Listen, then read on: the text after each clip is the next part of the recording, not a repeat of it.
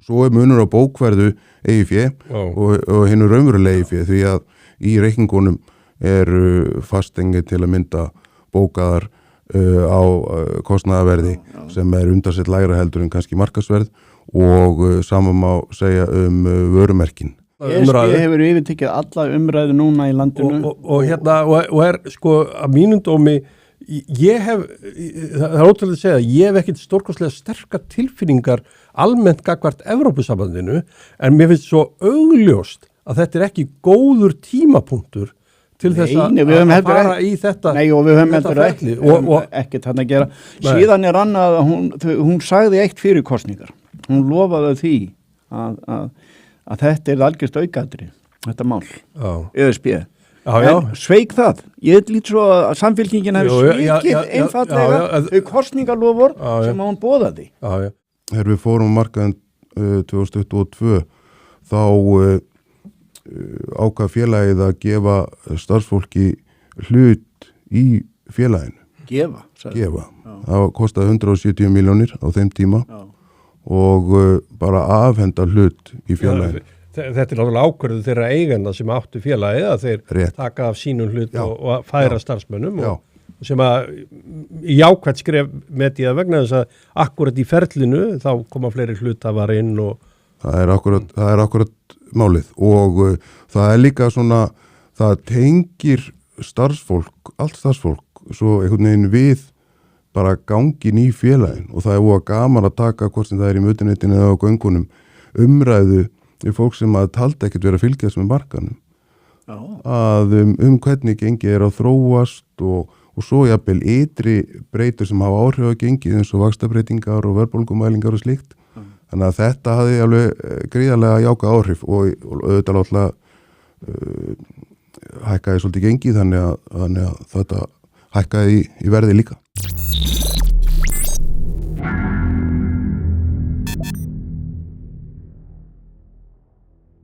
Góðan daginn og velkomin í hluthafaspjallið. Við sitjum hér sem endranær félagarnir. Jón, þetta 69. þátturinn telst mig til. Já, þú hefur haldið bókaldu. Við höfum sýnt staðfestu í að mæta hér og ræða efnahagslíf og hlutabréfamarkaðinn og hérna verður góð þáttur hjá okkur núna. Fyrirgeðu, já. Við fáum hérna til okkar Jón Þorsteinn Oddleifsson, forstjóra Beru á eftir og hérna við höfum nú verið svolítið duglegir að fá þessa forstjóra til okkar. Skráður af fyrirtækja. En það sko við höfum líka haft okkar skoðanir á viðskiptum og efnahagsmálum og það kannski ef við aðeins byrjuðum á að bara velta fyrir okkur stöðunni svona í hagkerfinu vegna þess að maður finnst hérna að íslenska kaupalli sé svolítið uppburðalítil. Skortur á sjálfstrausti og mér finnst þú þegar þú notar þessi orð uppburðalítil skortur á sjálfstrausti, það er svolítið mikið sagt finnst mér sko. Ég held að það bara þannig að kauphöllin lýsir svolítið ástandi atvinnulífsins og ef ástandi hún svolítið mæli, hittamælir. Já, hún nefnilega svolítið hittamælir alveg eins og verðbólga hittamælir og atvinnuleysistölur eru hitamælir á atvinnulífið. Jón, ef við förum svolítið á trúnaðarstig þessi mál. Við kunum fara mjög mikið trúnaðarstig. Þá það svolítið það og ég hef pílið þér áhyggjur af þessu. Hvernig þetta hefur þróast? Við vorum hérna dálítið bjartsýnir alveg fram á síðasta haust og vorum væntu þess að það væri svona skapast ákveðið jafnvægi varðandi verðbólgu og stýrivexti sem hefur ekki gerst.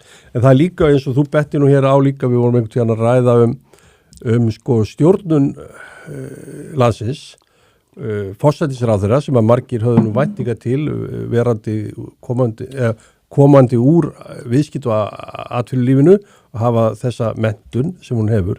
En það sem að sko veldur mér kannski áhyggjum sko þessi skilaboð sem að ríkisstjórnin að senda. Ég gerði það leikminu að skoða tilkynningar stjórnarráðsins núna í apríl, bara fór inn á stjórnarráðsina í morgun. Já. Og það eiginlega ekkert þar sem varðar efnahagslífið. Nema 10. ég held ég að tekið það saman sko. Það ekki að þessu blaði hérna að ég var að prenta út. Já, það sko 10. apríl þá kom þarna þessi svona einhver framtíðastefna, næstu vaxtastefna Þegar heldur þennan frábæra blaðamannafund og byggur til slíka spennu og það var nú þannig að það held allir að nú væri að koma bara framtíðastefna sko til 2040, það var eitthvað svona. Það var búið að hæpa þetta upp, það var búið að blása þennan blaðamannafundu. Það kom ekkert út úr sann að það á að lækka bensínið 11% og það verður núna í 1. maí eftir viku. Nákvæmlega, þetta hárrétt. Það sem að sé líka, sko, þegar var að vara yfir þessar tilkynningar stjórnarráðsins bara núna í apríl, sem eru mjög margar, allt og ekkert í raun og veru. Ekkert fyrst og fremst. Það er svona bara einhverja, sko, hvað maður að segja, svona úthluttunar aðgerðir ríkisstjórnar sem er að dreifa peningum hist og her og en sko þannig að maður finnst eins og leiðtogar ríkisstjórnarinnar séu bara ekki fókuseraðir á verkefni lengur. Nei, þeir eru og kenningi mín er svo að sko þeir eru svona eins og gerist í stjórnmálum, þú kemur saman og það er svolítið fjör, jafnvel þó þær hafi verið að reyna að halda pizzuveislu. Var þér ekki búið þetta pizzuparti? Greinilega ekki, eða skilabóðinni hafa bara týnst, eins og hefur gerst áður að skilabóðinni hafa týnst. En sko, mér finnst þess að fókusir sé að hverfa, nú er hvað 1,5 ár síðan stjórnin tók við í byrjun desember 2000 og þetta er svolítið erfitt svona að halda ykkur í kemistri, sko, þannig að þetta er svona að vera að fara í sikkur áttina. Utanríkisráðherra augljóslega bara er komið með þetta ESB-mál bara full force. Hún er forsætisráðherra landsins. Og meðan Inga er, og ég held að það er líka verið svolítið vombrið sko fyrir svona hagfræði þenkjandi fólki í samfélaginu og viðskiptalífið þessi afgreiðsla á vísitölutryggingu bóta. Vegna þess að það sögðu allir, þetta er ekki góð hagfræðileg framkvæmd að gera þetta svona. Jafnvel þó þú viljir tryggja þessu fólki ágætt kjör eða eitthvað slíkt, þá er þetta vond framkvæmd. Og ég held að þetta hafi verið vombriði fyrir marga að sjá að þetta var gert eigi að síður. Og það er fleiri svona aðgerðir sem eru sko hagfræðilega vondar.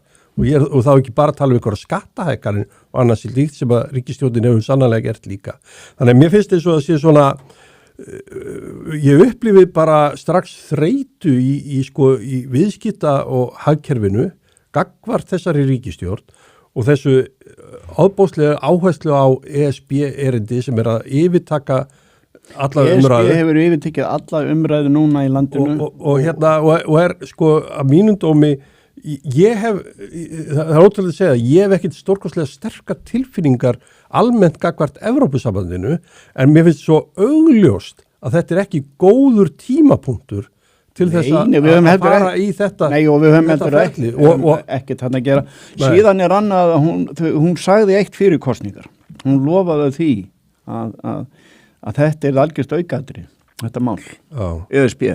En sveik það. Ég lít svo að samfylkingin hefur sveikið einfallega þau kosningalofur sem hún boðaði. Auðvitað er viðreisn með þetta var stofnuð utan ESB. Það segja náttúrulega við sömdum þetta í stjórnarsáttmála. Já, ég meina það var saman þannig átti náttúrulega að vera 2027 var það ekki, ef ég man rétt. Já, en síðan er búið að flýta þessu. Og einhvern veginn er umræðan og svo eru þeir á undanhaldi vegna þess að þjóðin vill ekki lengur fara þarna inn, en samt á að fara eitthvað að skoða inn í einhvern pakka. Mér finnst vond ára yfir þessu. Mjög vond ára og það er ágætt ára hjá þér. Mér finnst það, og það birtist meðal annars í þessu sérkennilega máli berlínske tíðinni. Það er nú eitt málið. Stekkur inn á furðulegan umræðuvettvang sko, sem er raun og veru gengur út að tala niður Ísland með búa til hér eitthvað ástand sem er bara ekki raunverulegt. Nei, það er náttúrulega fyrst og reynst þegar bara greinin líka bara hrein og klár lígi, það er náttúrulega það að fara að ræðum það að hér séu ykkur ólígarkar á Íslandi, að sjávarútvegurinn séu ykkur ólígarkar, það er náttúrulega frálegt. Sko sjávarútvegurinn er þannig að árið 1975 þegar ég var á sjónum, þá var hér veitt alveg fram og tilbaka og þá voru erlendir aðilar líka hérna upp. 75 er farið að færa út í 200 mílur landhelgina. Kvótakerfið er sett á 1984. Það farið í það að skilgreina, það eru allt of mörg skip, allt of mörg frystuhús og allt of mörg saltfiskunarverkunarhús, allt of margar fiskvinnslur. Ef að þetta hefði verið allt sett á höfuðið á sínum tíma þegar allt var að hrynja, þá hefði það lent á Landsbanka Íslands sem hafði lánað mest til sjávarútvegs á Íslandi. Þar með hefði Landsbankin hrunið, en þeir tóku þetta að sér, útgerðin, og árið 1992 farið í þetta framsal. Það var nauðsynlegt, en þá hefur eitt af því sem hefur líka einkennt þetta, það eru þeir sem fóru út úr greininni, að þeir fengu jú greitt fyrir, vegna þess að þetta voru skipan alveg svo Guðmundur Kristjánsson hefur talað og eigfæra þetta, þá fengu þeir greitt þetta, fyrir þetta. Það sem í gangi það að sjávarútvegurinn hefur spilað eftir leikreglum samfélagsins, hann hefur byggt Alþingi hefur alltaf samþykkt þessar leikreglur. Þetta Alþingi hefur stýrt, jável þó að menn sé að deilumynda, þá er þetta niðurstaðan á Alþingi. Og það líka virðisaukin, hann verður til, hann verður ekkert bara til við það að draga fisk upp úr sjónum. Ef þetta náttúrulega fiskurinn mikilvægur, hann náttúrulega engin fiskur, þá ekkert verið að selja hann. En það að allur þessi ágóði sem verið að tala í sjávarútvegi, hann verður ekki til bara við því að draga fisk upp úr sjó.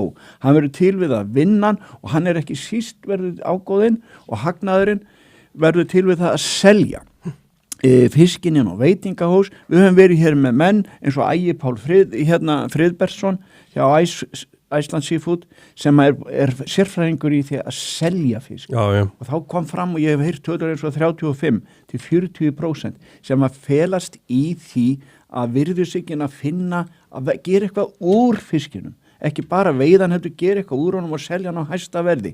Þar verður til ákveðin ágóði í sjávarútvegi sem að þeir eru að njóta, og þetta verður ekki til að sjálfu sér, þetta alveg gífurlegu vinna, en það öfund í íslensku samfélagi, og ég verð að fá að segja það að RÚV hefur spilað og leikið inn á þessu öfund.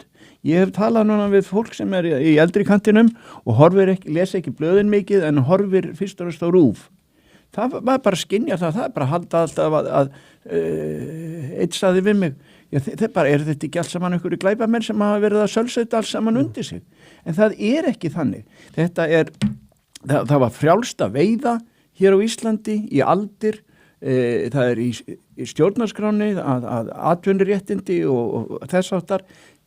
Ég segi bara eins og að þessi grein berlínska, hún algjörlega til skamman fyrir berlínska, og hún til skammar hvernig bara Danir alltaf, hvað eitthvað dansblað að fara að stilla þessu upp svona gegn betri vitund. Þetta góð greining hjá þér, Jón, á sjávarútvegi. Mér langar að bæta við að í síðustu viku þá heiðraði háskólinn 2 íslenska fræðimenn, Guðmund Magnússon, prófessor, ég held að þetta sé nú gamli kennaraðinni, Guðmund Magnússon og Þráinn Eggertsson. Nú þetta eru bara mínir helstu kennara ásamt. Þið hafðu nú þekst lengi og vel. Já, ég hefði sérstaklega mikil samskipti við Þráinn Eggertsson. Eftirmennileg viðtöl sem voru alltaf öðru hvoru hjá þeir í frjálsri verslu við Þráinn. Og Þráinn einna fremstum svona stofnanahagfræðingum heims. Heldur betur. Og ég held að menn ættu að kynna sér skrif hans íslenska sjávarútveg til dæmis, hvernig hann hefur greint hann og farið í hann. Þannig að þessi umfjöllum berlínska til dæmis algjörlega skjön, myndi ég segja við þá fræðilegu umræðu sem maður tekur alvarlega. Þetta einn og einn maður, við getum alveg nefnt á, ég held að séu fleiri en 2 eða 3, Þorvaldur Gylfason og Þorvald Matthíasson sem hafa talað á öðru nótum íslenska sjávarútveg en horri íslenska fræðimanna. Ég sammála þér þar. Og það má hafa rekja þetta löng nafnaruna fræðimanna sem að nálgast þetta með öðrum hætti. Og það er reyndar eftirtektarvert að Daði Már, nú þetta fjármálaráðherra, meðan hann var fræðimaður upp í háskóla, þá talaði hann allt öðruvísi sjávarútveginn en hann að gera núna.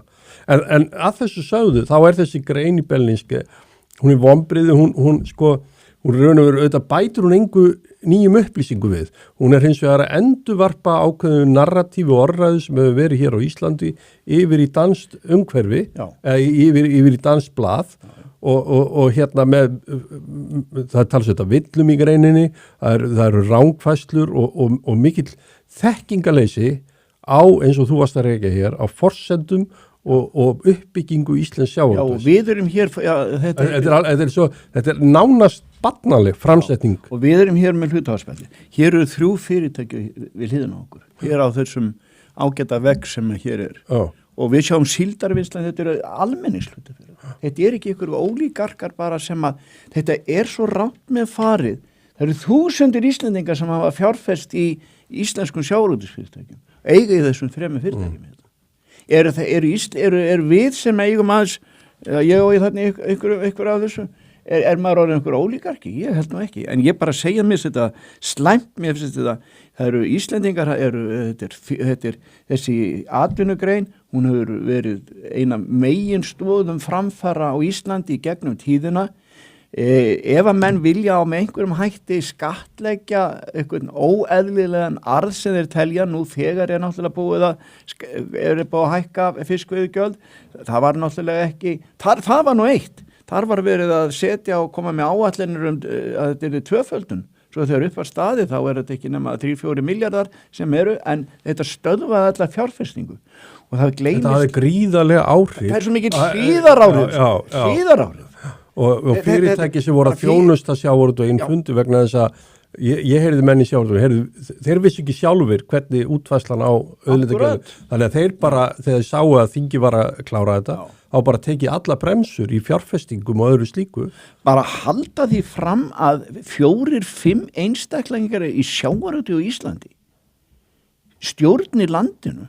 Þetta er bara svo eins og þú segir, Sigurður. Þetta er svo barnaleg, þetta er svo einmikil einföldun.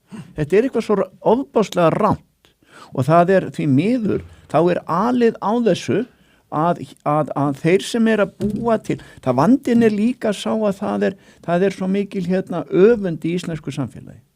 Og það er þarna gengum mönnum vel, jú, það verður til sölukerfi, það verður til ágóði, það eru framfarir, það eru fjárfestingar.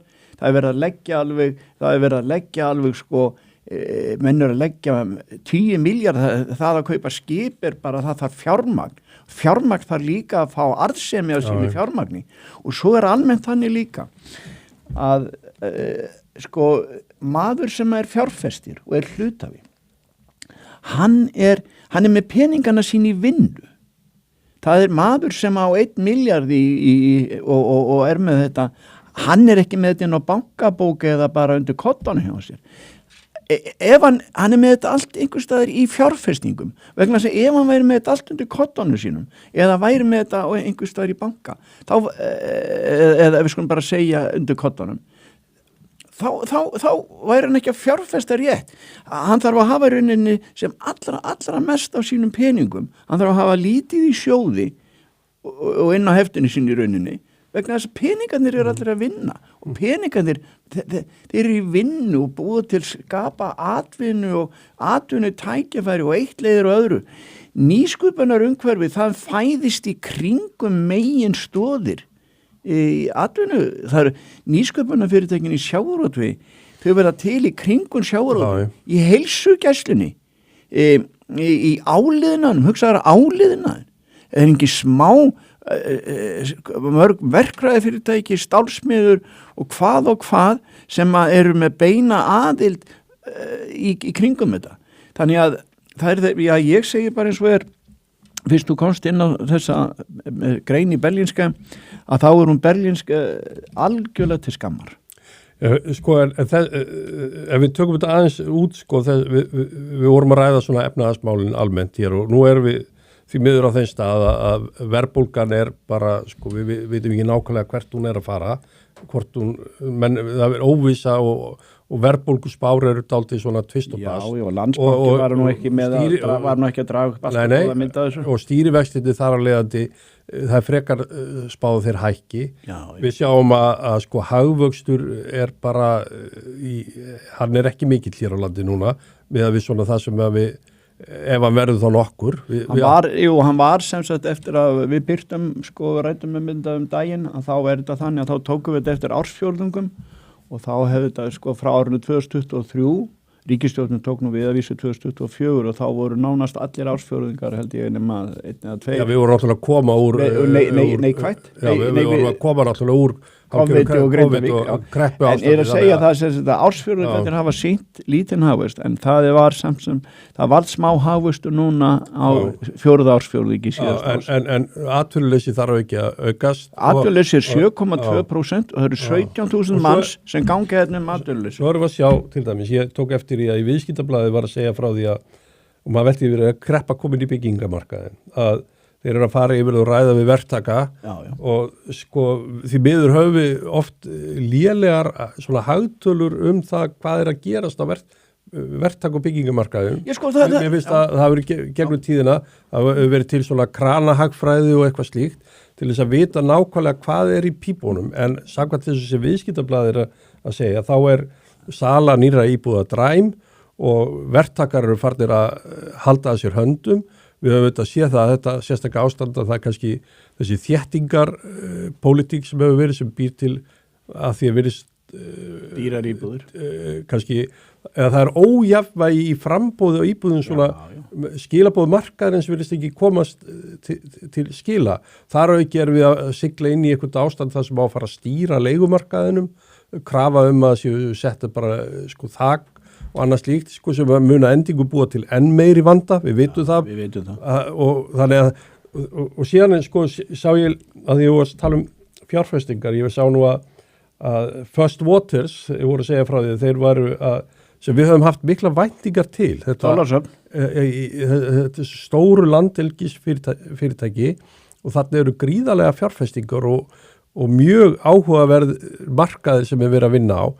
En ég sé að sko þeir voru tilkynna sko lokun á 11 miljardar fjármögnun og þetta kemur í formi sko 6 miljardar breytileg skuldabrif sko frá núverandi hluthöfum sko sem sagt þeir eru raun og veru að styrkja eigin fjárstöðu þá félagsins.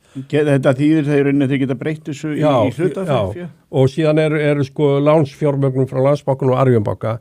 Sko þetta sýnir ekki að þeir séu að sækja til nýra fjárfesta, hafi það verið ætlunin, ég þekki það ekki í smáatriðu. Nei, annars hefur þeir kannski farið í einhvers konar stærra hlutafjárútboð, skuldabréfútboð. Ég held nú samt að þeir hafi nú verið búin að kynna þetta og leita við það. Ég leyfi mér að ætla það. Að þeir hafi ætlað að gera þetta aðeins öðruvísi. En stóðir eru þarna í hluthafahofnum og við höfum auðvitað haft áhuga á þeim því þeir hafa búið að koma sín inn í kauphöllina. Og hún sagði þá Lilja Björk Einarsdóttir við okkur hérna daginn, henni lítist vel á þetta í Þorlákshöfn. Já, ég meina landeldi. Já. Auðvitað þetta áhugavert en þetta eru miklar fjárfestingar, Jón. Þetta er alveg ótrúlegt að koma á þessu svæði. Ég hef komið þarna til... Já, þú fórst nú þannig í leiðangur. Já, til First Waters og ég bara var alveg tók bakföll, þetta var þess að koma bara á virkjanasvæði. Ómar Ragnarsson, það var bakföll. Hann liggur við, takk fyrir líkinguna, Jón. Sko, hérna, ef Ómar Ragnarsson hefði verið að fjalla hlutabréfamarkaðinn. Við vitum ekki hvernig það er. Nei, hann hefði tekið. En mér finnst, ég veit ekki hvað var að lesa í þetta, en sko, nú, ef við erum aðeins á jákvæðari nótum, þá er hérna Norðurál, þeir mennur að gæla við að þeir verður komnir í fulla keislu í júlí, sem stórkostleg tíðindi og bara bæði fyrir náttúrulega atvinnulífið í heilsinni og útflutningin, við sáum það bara strax að þegar Norðurál, þegar þessi þetta slís var þarna eða viðhaldsleysi eða hvað á að kalla þetta, þegar þetta gerðist þá þýddi þetta bara einfallega það að menn fundu allt í einu var fólk miklu minna auðvitað að gera í álverinu. Þetta var mikið högg upp á Akranesi og nærsveitum þar. Útflutningstekjurnar eru verulegar. Þetta hafði áhrif á orkuveituna og orkuverðu vegna þess að það má ekki gleyma því að orkuver á Íslandi hafi verið byggð í kringum stóri. Já, Landsvirkjun og Orkuveitur Reykjavíkur. Ef engin stóriða þá væri ekki jafnmargar virkjanir. Landsvirkjun var að tilkynna 20 milljarða arðgreiðslu inn í ríkissjóð. Já, það er hugsanlega hefði hún verið hærri ef þetta ekki gengi eftir vegna þess að þeir verða náttúrulega að taka tillit til skerðingar og tjón sem verður að þessu. En ég er svona sammála. Án ábyrgða þá held ég að hún hefði orðið hærri arðgreiðslan til ríki í... Já, sko, Orkuveita Reykjavíkur er ekki... Ég tel en Orkuveitan fann meira fyrir þessu. Já, hún er minna félag og þetta var sérstaklega rætt þetta bara innan borgarar að heyrðu býttu erum við að fá minni tekjur núna frá Orkuveitunni inn í kerfið vegna þess að þetta ríkisstjórnin farin að mjólka Landsbankann, mjólka Landsvirkjun. Ég meina, það eru neytendur sem borga þetta, það er alltaf neytendur sem borga að lokum. Þetta er svona óbein skatt. En við höfum talað fyrir því að allavega Landsbankin kom inn í kauphöllina og þá sé þetta eðlilegra umgjörð á þeim arðgreiðslu sem félag að gera heldur en að séu beinlínis svona bara ákveð eftir hagsmuni ríkisins. Já, og bara væri náttúrulega frábært ef að Landsbankin, sko ef að Landsbankin kæmi hérna inn, sjáðu, ef að hann væri bara hreinlega skráður. Hér hafa margir tekið undir það í spjallinu hjá okkur. Það bara myndi styrkja í heilsin í markaðins. Já, það væri gott fyrir kauphöllina, það væri áhugavert fyrir fjárfesta. Ég held að það styrkir þetta ríki, menn að það fari þetta mikla fjármuni. Já, þó er seilingin nema 20-30%. Já, ég meina þú varst með eitthvað mat á Landsbankanum. Já. Þú ert svo góður að verðmeta hluti, Jón. Hvað verðmiða settur á Landsbankan? Ég tók þetta þannig að ég tók sko bara eigið fé, ég tók þetta nógu svona, þetta er nú, sko vaffá hlutu að lætti að vera svona verðmat fyrirtækja þegar ef við værum að fara að kaupa eitthvað fyrirtækja, myndum við skoða hagnaðar og þetta, en ég tók þarna bara einfalda aðferðafræði, ég tók eigið fé hjá Arion banka og Íslandsbanka og sá svo hvað. Já, mér varst það bara góð aðferð hjá þér í þessu ástandi til þess að bera það saman. Já, og það týtti það að hann var komin upp í 400-500 milljarðar. Já, nei, ég held að það væri mjög gott skref hjá ríkinu að selja hluta af Landsbankanum og skrá hann í kauphöll. Það væri bara, og ég held að sko, eins og við varum að segja hér áðan að mér finnst þess að ríkisstjórnin þurfi aðeins að sko ná trausti efnahagslífsins. Já, eða bara eins og, mér fannst þú orða þetta svolítið nefnilega vel ef ég má grípa inn í og segja það við þér sko að þú orðar það mjög vel sko að með þessu formála máttu alltaf grípa inn í góður, já, auðvitað hver má ekki grípa.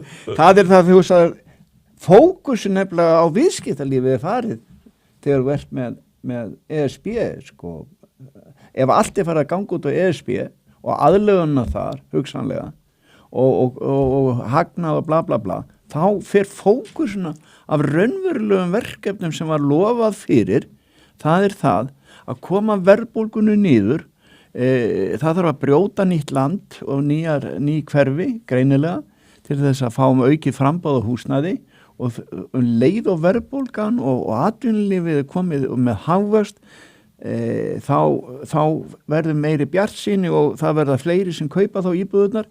Mér fannst eitt líka sem að þú nefndi við mig áður með byrjum inn í þættinum og vaktir athygli á. Og það er það að það hefur reynst verið þannig vegna þess að í upphæfi ársins kom það fram hérna hjá okkur í þætti að það verið að hrúast upp óseldar íbúðir. Og að það er bara markaðurinn hefur verið þannig. Hann kom hérna til okkar í upphæfi árs hérna og nefndi þetta við okkur, við meðlend okkar. Og það er þetta að þú ert á leigjendamarkaði og einhver maður, einhver parið, einhver hjón eða hvernig sem það er, leigja og hafa efnaði að borga kannski himinháa leigu. Svo farið í eitthvað greiðsluma til Landsbankar eða bankana og eru alltaf að fara að kaupa og þá hafa þau ekki getuna í greiðslumatið og það er sagt og þú fá ekki lán til þess að fjárfesta í íbúð vegna einhvers lélegs greiðslumats og tekjuflæðis en afborganir eru kannski lægri heldur en þú var að borga í leigu og þá kannski spyr maður, er það ekki líka einhver tappi, er þetta ekki ofharkalegt greiðslumat sem er í gangi? Fólk sem hefur efnaði að borga 300-400.000 krónur á mánuði í leigu fyrir íbúð, hefur það ekki efnaði að borga það 300-400.000 krónur í lán, afborgana lánum, að spyrsi. Við erum komin hann náttúrulega inn á stefnu stýringar og ofstjórnunar, eins og við sjáum líka þegar við ræðum aðkomum samkeppnisyfirvalda að hinum á þessum málum og við bara sjáum það og þetta er sko aðeins áfram með þetta ESB sko, vegna þess að mér sýnist þess umræðan að sækjum ESB snúist að talsölu leiti það að tala niður Ísland. Það lykil þáttur í því að fara inn í ESB að það fara að tala niður Ísland vegna þess að þeir er alltaf ómögulegt ESB og bjargókur. Þeir sem vilja fara inn, það er þetta svolítið saga ESB, ég meina Svíjar gengu þetta inn í kjölfara erfiðleika á sínum tíma, þó þeir hafi nú ákveðið að taka ekki upp evruna. Vilja halda í krónuna. En sko það virðist, og þetta var líka í fyrra ferlinu, að sko þá 2008, eða í kjölfar fjármálakreppunum 2008, þá var ákveðið að fara í þetta. Þannig að því miður, þá virðist ESB umræðan kalla á það að þurfa að tala niður Ísland og íslenskt hagkerfi og efnahagslíf og annað slíkt. Og ef ráðamenn eru beinlínis farnir að standa í því, eru þeir þá bara sérlega duglegir áhugasamir að stýra og þróa íslenskt viðskipt og efnahagslíf? Mér finnst það svolítið skorta, jáfnvel þó við höfum verið að tala um þennan fund þarna 10. apríl þar sem var verið að kynna átt að vera einhver framtíða, vaxtastefna eitthvað. Þá finnst mér bara vanta orðið sko einhver framsýni eða þróun og ég kalla svolítið eftir því hjá bara forsætisráðherra landsins að hún fari svolítið að gefa sko upp svona einhverja jákvæðni og framsýni og framtíð og svo erum við föst í einhverju ferlum, Jón. Sérðu sko Landspítalinn okkar sem búið að vera byggingu endalaus og hann verður ekki tekinn í notkun fyrir eftir 2030 og svo eru núna byrtast upplýsingar 2015 sem var ákveðið að byggja. Já, ég meina þetta er náttúrulega með ólíkinu hvað tekur að byggja þetta. Svo eru núna byrtast upplýsingar Óttaproppi og Sundabraut. Það veit enginn, ég meina þetta er búið að vera inn í einhverju ferli. Svo kemur út, líklega munum við ekki geta byrja á þessu fyrir bara eftir einhverju 4, 5, 6 ár sem að maður veit að mun dragast og svona er þetta með alla framkvæmdir hér á landinu. Ég sá úrklippum daginn. Þetta er alveg furðu vegna þess að ég fyrirgefi það. Ég hef alltaf lítið svo á Sundabraut að framkvæmdin sé mikið sko vaxt og þróunarverkefni jafnvel til hliða við það samgönguverkefni sem það er og framkvæmdin segir eitthvað það hvort þessi þjóð er sko stórhuga og borgin samstíga í því. Vegna þess að ef þú lítur á bara alla forsendur fyrir verkinu, við getum brotið nýtt land meðfram brautinni og annað slíkt. Þannig að sko projektið eitt og sér er sko mikið eða sko uppbyggingar og þróunarverkefni, en það er bara ekki að ráðast í það. Og svona er þetta allt það er alltaf sko kærumeðferðir og það er allt stopp sko. Það er eitthvað samtök sem hafa kannski enga aðkomu að framkvæmdum eða aðkomu, þau geta bara byrst og lagt inn kærur og þá er allt bara stopp. Já. Þetta er alveg rétt hjá þau sko. Nei, ég verð að fá að segja það alveg svo er að nú eitt af því sem þú nefndir áður en gesturinn kemur til okkar að eitt af því sem þú nefndir við mig var sko Bolli Héðinn sem fór aðeins yfir daginn sko, það var svona. Þú varst að nefna við mig með sko sjóa og þar hefði verið sem sagt svona kaupréttar tillögur sko og það er athyglisvert að Gildi að þeir hafa verið svolítið að ströggla, þeir vilja ekki fara inn í, þeir eru ekki eins og ég skilir þetta, þá eru þeir tregari til að fara að verði kaupréttir aðri lífeyrissjóðir. Þetta er svona klassist dæmi, það er bara svo gaman að ræða þetta út frá hluthafanum. Þetta er svo klassist sko skólabókardæmi í hagfræðinu út frá hluthafanum. Borga sig fyrir hluthafan að verðlauna einhverja 1, 2, 3 sem þeir hafa virkilega trú á að drægi vagnin.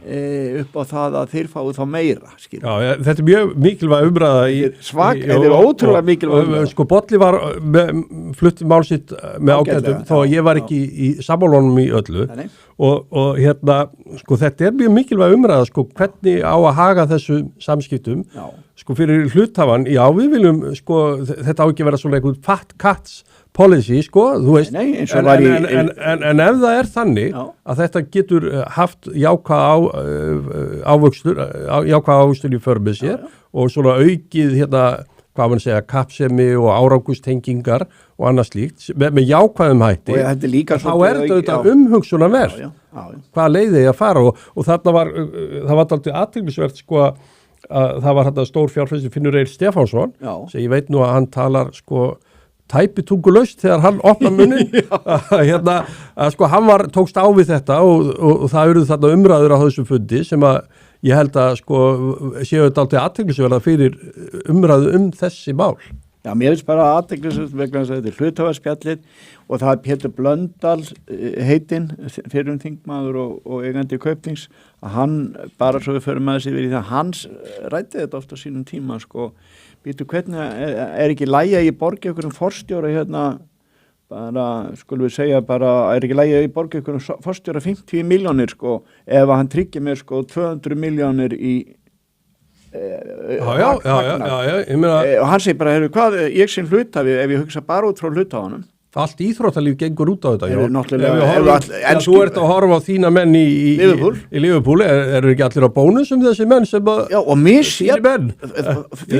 menn hjá Leeds þeir eru svo hóvarir sko, en ég veit að Liverpool menn þeir hlaup ekki nema fyrir bónusa Nei, og þá komum við að því að það vegna þess að showbusinessin vegna þess að íþróttir eru showbusiness þar borgar þú stjórnunum eins og þær trekkja alveg eins og þú borgar hugsanlega lykil stjórnundum vegna þess að þeir munu búa til einhver verðmæti trekkja, þetta er svona sem líkingamál þannig að þessi umræðu sem þarna með þessa kauprétta tillögur hún er sko auðvitað þarf að vera balanseruð en hún er mjög athyglisverð út frá sjónarmiðum okkar sko, út frá sjónarmiðum hluthafa Stjórnum viðskiptalífsins en við höfum ekki að hleypa einni slíkri við erum að fá góða gest til okkar þá ætla ég að fá að segja eitt fyrst stjörnur að það var þegar að ég fór að útför Steinars Jóðs Lúðvíkssonar heitins sem skal ég segja var farsæll aðalist hann var aðalistjóri Fróða þegar ég var ráðinn inn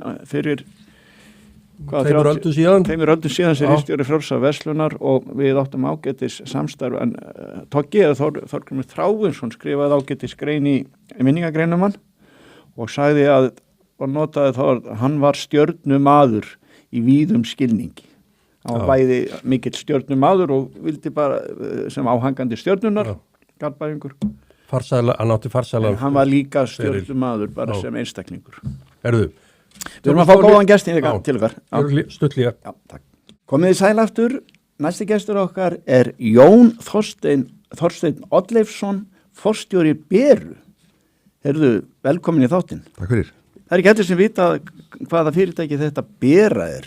En það vita allir hvaða fyrirtæki Ölgerð Egils Skallagrímsson er. Farðu aðeins yfir þetta orð Beru. Þú ert forstjóri þarna og tókst við 1. mars eftir að Andri Þór Guðmundsson hætti. Segðu okkur til hvers, farðu aðeins yfir þessa nafnabreitingu sem við vakið athygli. Já, nafnabreitingin kemur samhliða skipulagsbreytingu hjá Ölgerðinni og það sem að gerist er að við Ölgerðin sem að átti önnur rekstrar fyrirtæki er breytir nafn og heitir núna Bera. Á sama tíma var stofnað þá nýtt félag sem að drykkjavöru hlutinn úr þessari samstæður færður í og tekur Ölgerða nafni til sín. Þannig að Ölgerðin verður svona nær því sem að hún upprunlega varð og er í og með gert til þess að treysta nafn Ölgerðarinnar sem slíkrar. Já, ok. Mér sko Ölgerðin, hér er náttúrulega hér hefur Ölgerðin verið og er skráð sem Ölgerð í Kaupellina. Nú er þetta Bera sem er skráð þar. Hvað ertu þá með, segðu okkur frá því að það eru nokkur undirfyrirtæki, það eru nokkri kassar eins og við þekkjum sem hefur verið að ræða skipuritt, nokkri kassar hingað og þangað. Hvað er hluthafar? Hvers vegna, ef við hugsaum út frá hluthafanum, hvers vegna voru það að fara í þessa breytingar? Já, og fyrst þú nefnir kassa, sko, þá fórum við þá leiðirendar í þessu nýja skipuritti að hafa þetta í formi hringja, sem er ekki í svo klassíska hierarki, heldur og það á að vera svona skírskotundi þess að skipulagi er nokkuð flatt og samhliða þessu einföldu við mikið skipuriti. en við erum Ertu þá með öðrum orðum við að trufla þið, ertu þá í raunin að segja sko, við þekkjum það sko út frá píramítanum, en svo kemur strömlínulega stjórnunin sem allir hafa verið að tala og pressar píramítan niður og reyna að fá ákvarðanatökuna á gólfinu. Það er, já, það má segja það í stuttum máli en lykillinn í því að það hefnist er að ábyrgðin sé skýr á viðkomandi stjórnendur séu alveg meðvitaður sína ábyrgð og sitt umboð og þannig að það er nú varandi skipulagið en varðandi hvað hlutafar eru bætti með þessu. Já, á þetta skila kerfinu meiri hagnaði?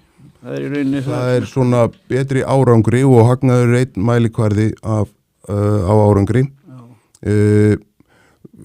Það eru 4 rekstrafélög í þessari samstæðu beru. Það eru 4? 4. Ölgerðin er eitt þeirra, alltaf langstæðst. Svo er Danól sem er heildverslun. Gæðabakstur sem er framleiðslu bakari. Keyptu það síðastar. Keyptu það síðastar rétt og á sama tíma keyptu við kjarnavörur. Og það er sultur aðalega. Akkurat, sultu og ljóminn er nú eitt af þekktustu vörumerkjum félagsins. Rótgrófa fyrirtæki og eins og gæðabakstur rosalega vel rekin. Þannig að það var mjög góð viðbót inn í samstæðuna og þessi rekstrafélög eru núna í eigu Beru og Bera er skráða fyrirtækið í Kauphallinni og hlutverk Beru er bæði það að eiga þá hlutabréfin í þessum rekstrafélögum og svo að veita þessum rekstrafélögum stoðþjónustu sem er til dæmis í formi innkaupa og dreifingu og vöruhýsingu, fjármála, mannauðs og svo framvegis og það ríkir stærðar hagkvæmni í rekstrinum þannig að við erum að leitast eftir því að ná hagkvæmari rekstri með þessu fyrirkomulagi og þannig á endanum betri ákomu. En aðeins sem þið kannski sjálfanum að bara aðeins bælir í því sko, Ölgerðin er 113 ára gamalt fyrirtæki. Rétt. Þegar að Tómasson stofnaði þetta. Eitthvað hefur mann verið að reyna við brugg. Ríkið alltaf að reyna að brugga í maður rétt sko eitthvað undan. Hvað með því? Hvað ertu búin að vera lengi það? Ég er búin að vera síðan 2019. Þá byrjar sem fjármálastjóri Ölgerðarinnar. Já, það er rétt. Já, keminn 2019 og þá svona var í farvatninu að skrá félagið í Kauphöll. Og áður en að því þurfti aðeins að skoða bæði fjármagnsskipanin og skuldsetninguna og það voru svona mín fyrstu verkefni þegar ég kem þarna inn. Maðurinn að bakvið í rauninni að lagðir mestu vinnuna að skrá fyrirtæki í Kauphöllina? Já, ég held að það sé nokkuð til í því ásamt náttúrulega fjölmörgum öðrum en þetta var svona kannski á minni könnu og var náttúrulega alveg virkilega skemmtilegt verkefni því að þarna haustið 2019 þegar ég kem inn að þá skuldaði félagið cirka 5 ebitur sem var kannski talið full mikið með að vera að fara inn í Kauphöllina. Það var að vera að bera það saman við önnu félög á markanum og svo stóð félagið frammi fyrir fjárfestinga þörf heilmikilli því að eftirspurnin hafði fæst mikið yfir í dósaformið. Og við vorum komin upp í hámark framleiðslugetu í dósum þannig að það verður að fara í mikla fjárfestingar á sama tíma. Að framleiða dósir það? Já, það er að dósa línan sem við köllum. Hún var kerið allan sólarhringinn alltaf vikunar og það dugði varla til þannig að við verðum að stækka þann sal eða bæta við nýjum sal sem að kallaði á fjármögnun upp á cirka 1 ebitu þess tíma til viðbótar. Það ágætt kannski líka að tala svona í miljörðum sko, okkar hlustundur en tungumál fjármálastjóra en þetta er mjög athyglisvert hérna, gaman að þú kemur inn á það vegna þess að það er alltaf svo áhugaverð tímamót þegar félög koma til skráningar í Kauphöllina. Við Jón erum alltaf mjög spenntir og alltaf höfum mikla væntingar að fleiri félög komi inn og þar fram til göttunum og þetta er náttúrulega þekkt félag með þekkt vörumerki, hefur mikla snertingu við landsmenn, myndi ég segja, og neytendur í landinu. En þessi markmið sem voru sett, ágætt lýsing hjá þeir, svona, hvað við var að eiga þegar var verið að taka þetta gamalgróna fyrirtæki og og gera það skráningarhæft sem var orðið að það. En hvernig svona finnst þér hafa tekist til, hefur félagið, hefur það svona væntingar gengið fram og hvað fylgdi þessu svolítið að vera að breytast yfir í skráð félag? Já, það við höfðum miklar áhyggjur því í aðdragandanum að þetta yrði óþægilegt. Þetta myndi taka mikið fókus og þetta yrði félaginu erfitt. En raunin var svo að þetta hjálpaði okkur og það eru svona á tvo vegu getum við sagt. Annars vegar það að það var mikil þáttaka í útboðinu. Við fengum mjög marga nýja hluta augljóslega í útboðinu og það svona hjálpaði okkur því að hluta var stóri sem smáir vildu þá frekar velja vörurnar sem að fyrirtæki sem þeir áttu hlutabréf í framleiti. Já, þið fundu það? Við fundum það. Það var kannski erfitt að rekna það út nákvæmlega en við bæði heyrðum það og skynjuðum að það skipti verulegu máli. Þannig að það var annar 2500 hlutafar. Í dag eru 2500, við vorum lótlega mun meiri fyrst og svo lótlega gekk þetta ágætlega á markanum hana og einhverjir kannski seldu og tóku hagnað eins og gengur. Sigurður fer alltaf inn í frum útboðum sko. Já. Það er það sem hann segir, Jón farði núna og hann vil hafa það sem allra lægst og hann fá einhvern hagnað og geta hoppað í burtu. Við erum fyrir höll litla hlutafans, við erum áhugasamur skráningar og hérna á félög kom inn og vitaskuld að sé gefin áhugaverður afsláttur þá til þeirra sem að koma inn, en mér finnst mjög gaman að heyra lýsingu þína á því hvernig sko vegna þess að hugsanlega eru nú þarna, það eru mörg félög sem eru í íhuga skráningu og hérna og sumir hafa nú sett það til hliðar skeið, það gerist nú meira sér var það í fyrra sem að félag hætti við nánast í miðjuferli. Já, Íslands Hótel, þú ert að vísa í það. Já, vorandi að þeir sjá tækifæri í að reyna aftur. Ég meina það birtist bara einhver veruleiki hjá þess að þeir eru að bregðast við. En sem sagt, að þessu sögðu, ég veit ekki hvort maður á að spyrja mann sem með forstjóri skráðsfélag, en þetta, ættu fleiri að hugsa þetta? Er þetta gott fyrir félög að ganga þennan veg? Þetta kostar náttúrulega svolítið og athygli verður önnur. Já, ég mæli hygglust með því og hitt atriði sem að nefna sem aðal kostin í rauninni það aðhald sem markaðurinn veitir fyrirtækjum og það hjálpar til dæmis starfi fjármálastjóra innandyra að hafa markaðinn til þess að kritisera eða gagnrýna það sem ekki nógu vel gert. Og þú getur þó spegla það áfram inn í reksturinn. Þannig að það aðhald mjög gott að mínu mati. Þannig að og svo gefur þetta líka alls konar tækifæri eins og þegar við fórum á markaðinn 2022 þá ákvað félagið að gefa starfsfólki hlut í félaginu. Gefa. Það kostaði 170 milljónir á þeim tíma og bara afhenda hlut í félaginu. Þetta náttúrulega ákvörðu þeirra eigenda sem áttu félagið að þeir taka af sínum hlut og færa starfsmönnum og sem að jákvæmt skref með því að vegna þess að akkurat í ferlinu þá koma fleiri hlutafar inn og það er akkurat málið og það líka svona það tengir allt starfsfólk svo einhvern veginn við bara gangin í félagin og það voða gaman að taka hvort sem það í mötuneytinu eða á göngunum umræðu við fólk sem að taldi ekkert vera að fylgjast með markanum að hvernig gengi að þróast og svo jafnvel ytri breytur sem hafa áhrif á gengið eins og vaxtabreitingar og verðbólgumælingar og slíkt þannig að þetta hafði alveg gríðarlega jákvæð áhrif og auðvitað látla hækkaði svolítið gengið þannig að þetta hækkaði í verði líka. Sigurður var ánægður sko þarna. Já. Ég vildi að ég gæti að það hefði gerst að ég hefði keypt í útboðinu hjá Ölgerðinni vegna þess að það reyndist bara mjög góð fjárfesting fyrir þá sem fóru þar inn. Herru, hvað eru þá mörg sem að það svona reglífin? Hvað eru margir getum við sagt að það eru þá kannski 20 sem vinni hjá Beru eða og svo oppin hjá Ölgerðinni, svo Danól, eða þetta bara allir starfsmenn skráðir sem starfsmenn Beru? Nei, það eru bara starfsmenn í rekstrarfélagunum og í Beru eru 160 starfsmenn og það er alltaf langstærsti fjöldin í vöruhúsinu.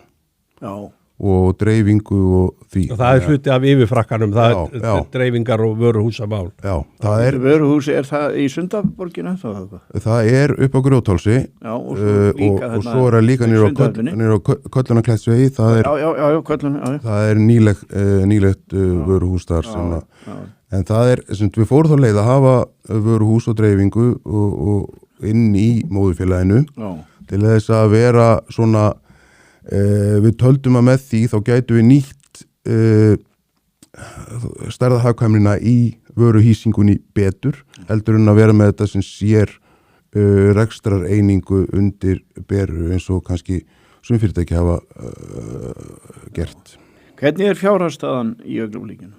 Fjárhagsstaðan er gríðarlega sterk. Eigið fé og eigið fjár hlutfall? Já, eigið fé er 80 milljarðar og eigið fjár hlutfall er rúmlega 40%. Er það hátt kannski? Það fer nú svona eftir í viðkvæðum miðar. Er það ekki farið til sérstakra arðgreiðslu? Nei, sko, það er til sko kenningar það hvar þú að stilla sko hlutafið vegna þess að hlutafi vill ekki hafa allt og hátt eiginfjárhlutfall vegna þess að þá fær hann minni í sinn hlut. Það er rétt. Og svo er munur á bókverðu eigifé og hinu raunverulega eigifé því að í reikningunum eru fastengi til að mynda bókaðar á kostnaðarverði sem er umtalsett lægra heldur en kannski markaðsverð og saman má segja vörumerkin sem eru lóttilega... Þið eru að fara 40%, það er bara vel gert og það er mikill veldur, það er vantarlega í gegnum þetta allt saman, vöruhúsin, þú sér það vantarlega veldur, það er þarna, sko þegar Jói Bónus opnaði Bónus á sínum tíma, þá spurði hann að því, tók nú eiginlega fyrsta viðtali við hann, ég gerði það bara fyrst og þá var hann með hugleikin þetta orð veldur hraði, vegna þess að hann fekk vörun inn á mánudegi og hann vildi vera búin að selja hann á föstudegi þegar hann var þurft að borga. Það er svona skipti velturhraðir svo miklu máli í rekstri fyrirtækja. Hvernig er það hjá ykkur? Þið eru með neysluvörur. Hvernig er velturhraðin hjá Ölgerðinni eða hjá ykkar fyrirtæki? Já, velturhraðin er aðeins mismunandi eftir í hvort það er framleiðsluvara eða innflutningsvara en við veltum þessu cirka 5 sinnum á ári eitthvað svoleiðis. En þetta er akkurat kjarni málsins í svona rekstir. Það er rosaleg fjárbinding að vera með byrðir í byrðum og kröfum og í því vaxtastíði sem við erum hér þá skiptir þetta alveg gríðarlegu máli og það er þetta er að mínu mati oft svolítið vanmetin þáttur bæði í verðum mati fyrirtækja og rekstri fyrirtækja að gæta þess að vera með rétt magnbyrða og réttarbyrðir. Og réttarbyrðir. Þegar ég var í visktarinn þá var Stefán Svavarsson, hann kendi okkur þetta first in, first out, hvernig metur þetta byrðirnar. Þið erum stórhuga fyrirtæki, þið ætlaði að fara í mikla byggingu, er það ekki hérna upp á Er það bara Hólmsheiði, er það bara hvað segðu okkur frá því? Já, það er sem sagt við erum komið með lóð 45.000 fermetra lóð upp á Hólmsheiði og hugmyndin er að byggja þar vöruhús og dreifingamiðstöð sem myndi þjónusta alla samstæðuna og hvað kostar þetta? Þetta kostar heilmikið, það getið sagtir. Hvað segir fjármála og forstöðu? Hönnunin er ekki lokið, þannig að við erum ekki komið með endalegt kostnaðarmat en þetta verða kannski í fyrsta fasa kannski 20.000 fermetra bygging þannig að það segir sér sjálft að hún er ekki ókipis. Er það að fara í hlutafjárútboð? Það er ekki hugmyndin. Til þess að fjármagna þetta? Nei, það er ekki hugmyndin. Við ætlum að fjármagna þetta út úr rekstri og með lánsfé. En þetta er byrjum vonandi núna næsta vetur á framkvæmdum, jarðvegsframkvæmdum og svo það er áætla kannski undir lok 2029 að þetta verið tekið í notkun. Þannig að þetta er nú ekki alveg að fara að gerast þannig að við höfum tíma til að safna fyrir þessu. Við þurfum að teikna húsið áður en byrja að móka. Ég treysti því að þetta gangi mun hraðar þessi heldur en í opinberum aðilum. Við tókum smá rant hérna áðan hvernig... Hann býr, hvað heitir þetta dagheimili þarna, Sigurður býr þar þarna niður í... Já, Brákaborg, hann að vísa vant að leið. Já, það er búið að kosta 3,5 milljarð og það er ekki búið að opna það. Nei, ok, það er, nei. Það er ekki neinu, við reynum eins og við getum. Þið voru nýlega með mikla og þar varst þú í hlutverki að kynna fjárfesta áætlun Ölgerðarinnar og beru fyrir ákveðnum fjárfestum. Já. Hvað sagðirðu á þessum fundum? Já, það var nú eitt og annað sko. Já. En það sem að var svona kannski hérna. Það var einhver áherslu, þú lagðir áherslu á eitthvað. Já, þráðurinn í því var kannski að gera hlutum, greinendum og fjárfestum núverandi sem nýjum grein fyrir því hvaða áhrif kaupin á þessu nýju félögum hafa á samstæðuna. Þá er ég að vísa í gæðabakstur og kjarnavöru sem komu inn í samstæðuna frá með 1. desember síðastliðinn. Og það er því að þetta er tildulega stór hluti af heildarrekstrinum. Okay. Þannig að til dæmis EBITan eða þessi rekstrahagnaður, hann er áætlaður að fari úr 5 milljörðum eins og hann í dag upp í samkvæmt afkomuspáninni 6,1 til 6,5 milljarða á yfirstandi rekstrarári. Þannig að útlitið gott, þannig að þessi fjárfesting er náttúrulega að borga sig ágætlega tilbaka samkvæmt þessu. Já, við teljum að þessi fjárfesting hafi verið mjög fín. Hentaði hún inn í eitthvað dreifikerfi þá? Hvar kom samleiðin fram? Ekki kannski beint í dreifikerfinu, en það er í svona innkaupum og stóðþjónustu sem að þetta hjálpar. Já. Samlegð, getur við sagt. Svo er hugsunin að tekju, þetta er svona tekju samrunni, getur við sagt. Þannig eru frábær rótgróin vörumerki. Já. Og það er mjög mikið af öflugu markas fólki innandyra hjá okkur og hugmyndin er svona kannski að reyna að lyfta þessum vörumerkjum aðeins upp og auka tekjur því að þessi félög eru óbúslega vel rekin bæði tvö og hafa verið. Þetta er markaðsdrifin hugsun þá. Þetta er fyrst og fremst þannig, já. Kaupa þessi fyrir. Já. Þetta er... Sko fjármálastjórinn er í varnarleik. Já. Þannig að sölumenn eru að markaðstjóra í sóknarleik. Já. Við erum svolítið í boltanum sko við Sigurður. Jú. Þannig það er svolítið hægt að líka þessu svolítið en þú þarft á að styðja þessa só. Heldur betur. Já. Og það er ekki hægt að vera bara í vörn en það þarf að vera með traustavörn. Það þarf að vera með traustavörn. Og það þurfa allir að geta að spila vörn. Eigin fjárhlutfalli. Það þurfa allir leikmenn að geta að spila vörn. En það þarf að styðja við sóknarleikin líka. Með þessar markurinn. Já. Heyrðu, hvernig líst þér það nú svona heldur síð og ógæfiliðina sko í efnahagsmálum, við vorum að tala það hérna bara áðan sko, áður en að þú komst. Sko, þið eru með þannig vörur, þið eru með neysluvörur og drykkjavörur, farið í gegnum hagsveifluna eða hvernig er þetta hjá? Já, það hefur nú sýnt sig í gegnum hagsveiflunar í fortíð. Þið finnið ekki fyrir hagsveiflum eins og til dæmis byggingafyrirtækin eða gullsmiður, ég sá þetta einhver kona var núna að vita einhverja konu sem er gullsmiður, hún sagði gullsmiður finna fyrst af öllum fyrir hérna. Þetta var arkitektarnir. Jú, arkitektarnir. Hefðu auðvitað arkitektarnir.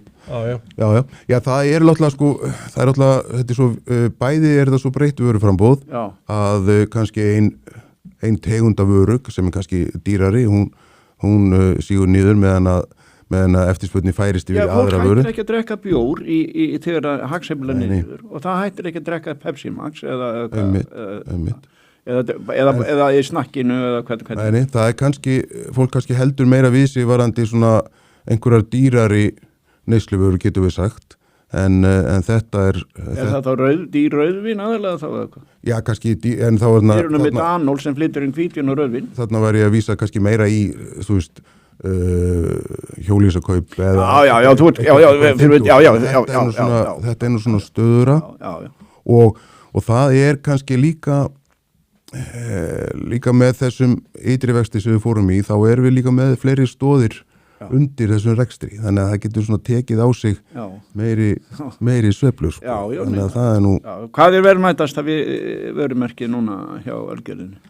Já, verðmætt sko, það er nú ekki svona ekki sett það fram sérstaklega, en Collab vörumerki er náttúrulega alveg opaslega sterkt. Já. Og svo er náttúrulega bjór vörumerkin. Kristallinn er náttúrulega sterkur líka. Kristallinn er eitt af þessum verðmætustu vörumerkjum og Kristallinn er náttúrulega búin að vera á markaði sín 1994. Já, heyrðu, hann er búin að vera svona lengi. Já, hann er búin að vera mjög lengi. 94. Þannig að og er eitt af aðal vörumerkjum. Hvernig gengur þetta? Við Sigurður spurðum nú Andraði, sko, með þess að þið hafi verið að eyða miklum peningum í sko markas, sko, þið hafi verið að fjárfesta í markassó, getur við ekki orðað þannig? Jú. Bæði í Danmörku og Þýskaland. Á Collab. Hvernig hefur þetta gengið? Sko, þetta hefur gengið bærilega. Já. Það svona verkefni eru hins vegar Langhlaup? Heldur betur. Já. Það tekur rosalega tíma að ná fótfestu. Sigur er aðalíð sprettleipinu, sko. Já, einmitt. Eins og sérst á okkur. Já, það sérst hverju drekka kristall, sko. Já. Alltaf áfram fyrir ekki. Já, en það sem að þetta, þú notar orðið fjárfesta í markasetningu og vissulega er þetta fjárfesting og við ákveðum að setja að hámarki 1 miljard króna peningum ölgerunar eftir þessu tækifæri en hins vegar gjaldfæri við þetta allt saman leið og þessir reikningar koma. Þannig að við erum undir það búin ef þetta verður ekki að neinu og þá hefur það ekki áhrif. Það verður þegar komið fram í bókunum. Collab selst vel hér heima. Já. Mér sýnist að vera vinsælt svona í þessum orkudrykkjamarkaði. Og það er sú saga sem að vekur athygli erlendis og þess vegna hefur verið mjög auðvelt að fá hittuplás í búðum erlendis. Hvað er þetta í 3-4 verslinum eða hvað? Meira held ég reyndar, sko. Já, þannig að þetta er nú ekki að gera lítið. Nei, þetta er út alla trissur en verkefni er að láta þetta sem sagt fara úr hillunum og til neytenda. Já, en eru þið eru í Þýskalandi og þið eru í Austurríki og þið eru í Sviss eða hvað? Og Danmörku. Og náttúrulega Danmörku, já. Þannig að þetta eru þessi markaðir. En þegar Andri, við þurfum nú að fara að ljúka þessu Jón, að við kannski, þetta verkefni er mjög spennandi og ég tel að það hafi verið svolítið djart hjá Ölgerinn að ráðast í það og menn vera stundum að vera djarfir. Hvar myndur þú staðsetja það, sko, núna, getur þú svona, þetta er kannski erfitt orð að spyrja þér, sko, þið eru búin að vera að þessu í svolítið tíma. Já. Hvernig myndur þú staðsetja það svona í ykkar væntingum og svona framtíðasýn? Já, sko, það er náttúrulega á svona, getum við sagt enn á fyrstu metrun. En hugmyndin er náttúrulega að fá aðila svo að borðinu sem að hefur þekkingu eða sambönd eða reynslu. Taka fjárfesta inn í þetta. Taka fjárfesta inn í þetta félag. Þetta er náttúrulega eitt af dótturfélögum Beru og þannig að við erum með... Hvað heitir það þá? Það heitir Collab EHF í dag og er íslenskt félag í dag. Já, en það er það sem er í útrásinni. Það er það sem er í útrásinni, já. Þannig að, þetta er svona lykilatriði samt í þessu að þetta var spennandi tækifæri en djart eins og þú segir, en til þess að þetta væri skynslegt fyrir hlutafana þá settum við bara ákveðið hámarka því sem fer af peningum í þetta til þess að skemma ekki eiginleika félagsins sem nokkuð traustsfélag á markanum sem að kannski kjörin á útgáfum á skuldum félagsins bera merki sko. Þannig að ég vil endilega varveita þann eiginleika en ef að það koma nýju peningar inn í þetta félag og þá bara seljum við okkur niður eða þinnust út og fáum þá vonandi bara stærri köku og þó sneiðin sér hlutaslega minni. Já. Sumardagurinn fyrst í gær, svona loka spurningin, hvernig leggst sumari í þig svona sem forstjóra? Er þetta ekki bara, er mesta salan hjá okkur yfir sumarið? Já, júlí er orðin stærsti mánuður. Er það þá bjórinn fyrst og fremst? Já, það er náttúrulega sala á veitingastöðum. Heimsmeistarakeppni í sumar í fótbolta? Það getur hjálpað vel. Það getur hjálpað. Já, og ég bjarsýtt fyrir sumarið, en auðvitað eru blikur á lofti í umhverfinu. Svo ekki sem meira sagt. Nei, við vorum að tala um það á þannig. Já, þannig að bæði vaxtastig og verðbólga og það sem er að gerast erlendis. Já, erlendis. Þannig að þetta... Olíuverð og fleira. Já, þetta hefur áhrif og þannig að, en Við verðum að vera bjartsýnir. Er það ekki bara svo liðs? Er það ekki ágætt lokaorð, Jón? Ég held það. Bara glæsilegt. Gaman að fá þig í heimsókn og ræðið þessum mann við þig. Takk mikið vel fyrir komuna. Já, gaman að koma. Takk.